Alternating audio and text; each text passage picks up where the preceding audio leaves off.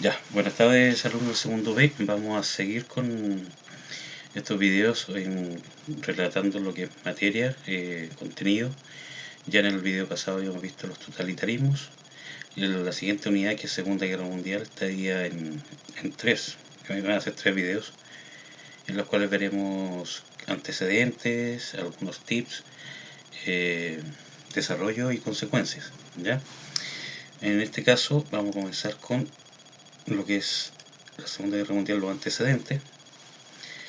Eh, para entender la Segunda Guerra hay que siempre remontarnos a la primera. La primera, cuando hay que recordar un poco cuando Alemania es derrotada y firma el Tratado de Versalles. Para los alemanes es una humillación total el perder territorios, que quede postergado un ejército de 100.000 hombres, no tener fuerza acorazada. Es decir, para el espíritu de ser alemán es muy humillante este tratado, y eso para muchos historiadores, muchos profesores de historia, se dice que la Primera Guerra Mundial nunca terminó, sino que fue una tregua para ir a la Segunda.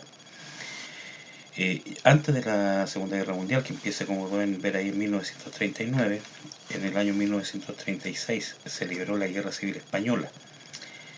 En esa guerra civil hubieron dos bandos, los nacionalistas y los comunistas, o republicanos, perdón, nacionalistas y republicanos.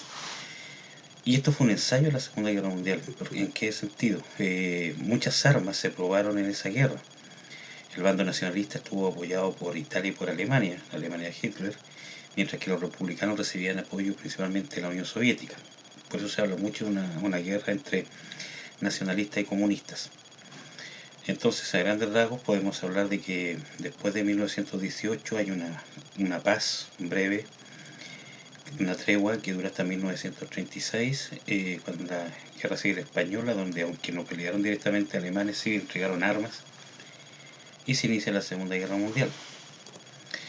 Para entenderla tenemos que ver los antecedentes. Tenemos la formación del eje, se les va a llamar el eje a los alemanes y sus aliados, Roma, Berlín, Tokio, por los países que lo conforman, Italia, Alemania y Japón, dirigidos. Tenemos, por ejemplo, la política de anexiones alemanas, que Alemania fue agrandando su territorio, el imperialismo italiano, donde Mussolini sueña con retomar la grandeza del imperio romano, y el imperialismo japonés, en donde los japoneses quieren expulsar a los occidentales de Asia y establecer un núcleo de control en esas posesiones. Hitler, Hirohito y Benito Mussolini son los líderes de sus respectivos países. En cuanto a la política de anexiones alemana, podemos ver cómo Alemania, que en lo que es de color amarillo, ¿ya?, es como queda Alemania después de la Primera Guerra Mundial. Uno de los errores, obviamente, si pueden ver ahí, es que Alemania, hay un territorio que es llamado la Prusia Oriental, que es separado de Alemania y que viven alemanes.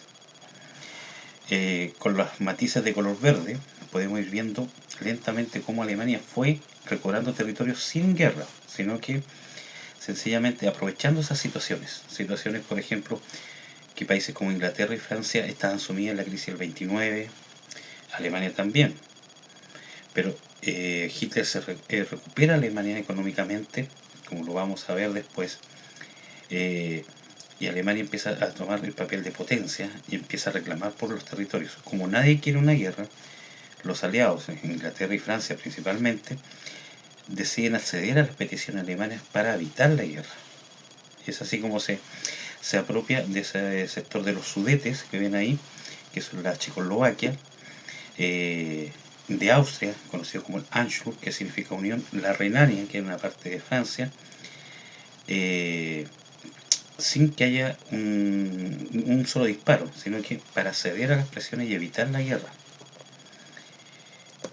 Italia, por su lado, como Europa está todo ocupado, ellos ven en África, en esta zona que nosotros llamamos Etiopía o Eritrea, en la Somalía actual, una zona donde ellos pueden establecer un imperio. Y empiezan a tomar control de esa zona, masacrando a las tribus que habitan en esos lugares. Y por su parte los japoneses, como podemos ver ahí en rojo, Japón se empieza a expandir tomando el control de todos esos sectores. A ver, la guerra empieza en 1939, pero Japón no entra en guerra hasta 1941 con Pearl Harbor. Podemos ver que entre 1939 a 1940, etcétera, y antes, Japón se fue expandiendo. Tomen en cuenta ahí, por ejemplo, la zona de Corea, eso fue ocupado por Japón, y lo que es también una zona importante de China, que fue derrotada por Japón, y lo que es el sector de Manchuria.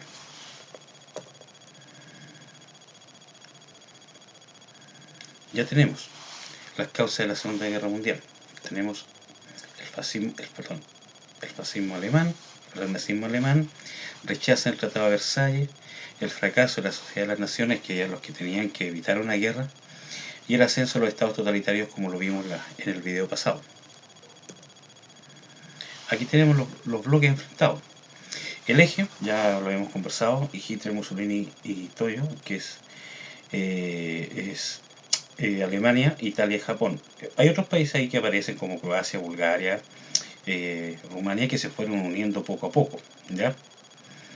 Pero al inicio son los tres aliados principales. Por su parte, los aliados también comenzaron llamándose aliados solamente a Gran Bretaña y Francia. Con el correr del tiempo y estallando la guerra, se fueron sumando otros países, como vemos, principalmente Estados Unidos y la Unión Soviética. Y gran parte de varios países de Europa y obviamente de América que participaron. Ya, vamos a pasar ahora a lo que se conoce como en la parte del armamento en la Segunda Guerra Mundial. Vamos a ver una parte. Alemania inicia la guerra con material moderno. Se preocupó mucho Hitler de rearmar al ejército alemán. Uno de sus grandes es la historia que ha quedado, que muchos de ustedes conocerán o lo han escuchado nombrar. Se habla mucho de los Panzer.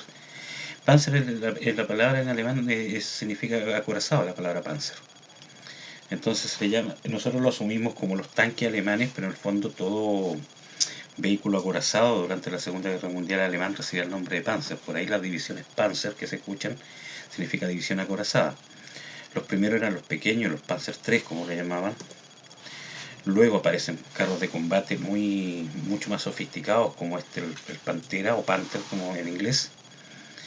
El Tigre o Tiger, uno de los más famosos, porque los aliados calculaban que para destruir uno de estos necesitaban por lo menos 6 tanques enemigos para destruirlo. Estaba muy blindado, una capa de 15 a 20 centímetros de acero.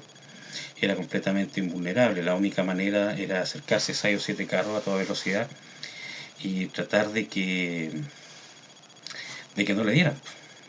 Y llegar por detrás, que era una parte vulnerable del motor, e intentar darle. El Elephant, que es un cañón autopropulsado, en la marina alemana, llamada la Kriegsmarine, destaca, por ejemplo, el superacorazado Bismarck, que vamos a verlo más adelante, un pequeño video más adelante sobre él, que pasó la historia como uno de los acorazados más poderosos de la Segunda Guerra Mundial, aunque duró una historia breve, pero logró poner en jaque a toda la flota inglesa que dominaba los mares. Esa es una ilustración de la época. Planos del Bismarck, ¿ya? Para su alcance tenían más o menos 28 kilómetros. Estamos hablando de un alcance, para que se haga una idea, de acá desde el sector de Coronel a Concepción, aproximadamente de 24 kilómetros de distancia. Estos cañones, los principales del Bismarck, disparaban a 28 kilómetros de distancia. Así está el Bismarck en la actualidad, hundido, en su lugar donde peleó su última batalla. Y bueno, obviamente no están las torretas de los cañones, ya que esas van superpuestas, pero también llama la atención lo intacto que está. Dentro han pasado ya, esto fue en el 41, han pasado ya más de 80 años, se han cumplido 80 años, y el Bismarck, la superestructura del buque, está intacta. Los U-Boat, que significa bote hundido, o sea, bote submarino, que mantuvieron en jaque a las flotas mercantes aliadas, ya que Inglaterra dependía mucho del armamento que enviaba a Estados Unidos mediante buques mercantes. Estos submarinos se dedicaban como le llamaban ellos, en manadas de lobos, en grupos de submarinos, esperaban a que pasaran estos transportes y los atacaban.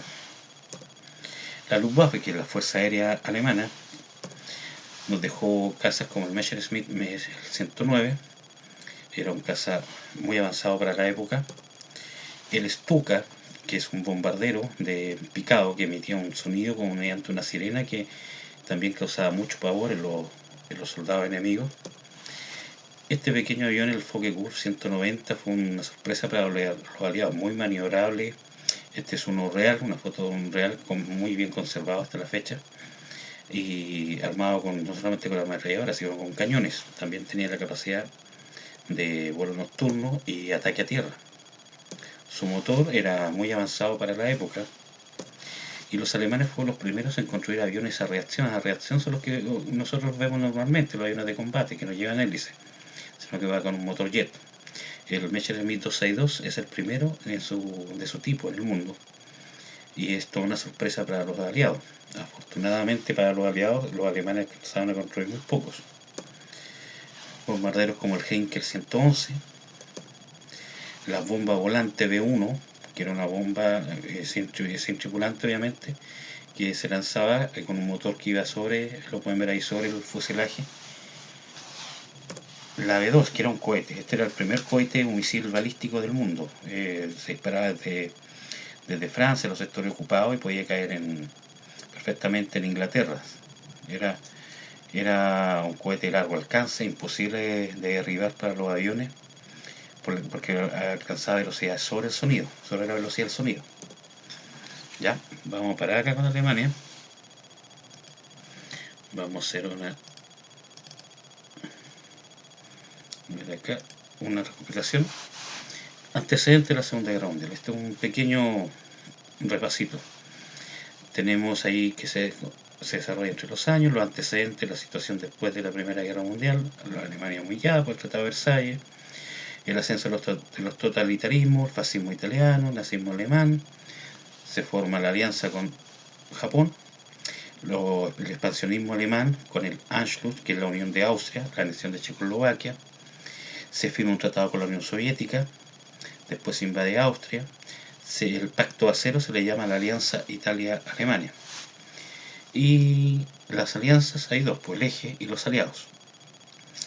Ya no se coloca inmediatamente Estados Unidos al principio de los aliados, porque Estados Unidos entra en guerra solamente cuando su base en Pearl Harbor es bombardeada. ¿Ya? Vamos a ver acá cómo fue Alemania expandiendo su territorio, como un avance. Podemos ver ahí Alemania antes de la guerra, ¿cierto? En 1933 asume Hitler el poder, por eso es que aparece con el símbolo nazi. Comenzamos con los avances hacia los sectores ocupados. Austria, Checoslovaquia, los sectores de los Sudetes, se ocupa toda Checoslovaquia. Italia invade Albania. Ya tenemos, esto es territorio controlado por el eje en esos momentos. Todavía no estalla la guerra. Cuando estalla la guerra, la invasión alemana hacia Polonia, situación que aprovechada por la Unión Soviética para invadir también Polonia. Hungría, Rumania y Bulgaria pasan a ser del eje. ¿Ya? Francia declara la guerra junto con Inglaterra, empiezan a prepararse para un enfrentamiento con Alemania. Alemania, olvidándose de eso, invade Dinamarca. Posteriormente le toca a Noruega y empieza la invasión sobre Francia, aprovechando de pasar por Holanda y Bélgica. El resultado es la ocupación de Francia, Holanda, Bélgica, dejando un pequeño territorio para Francia, que en el fondo también era controlado por los alemanes. Comienza el bombardeo sobre Inglaterra, rechazado por los ingleses. En este momento podemos ver a Inglaterra sola frente a todo el eje. Inglaterra intenta reaccionar llevando tropas a Grecia, lo que motiva a Alemania a invadir Yugoslavia. Grecia expulsar a los ingleses.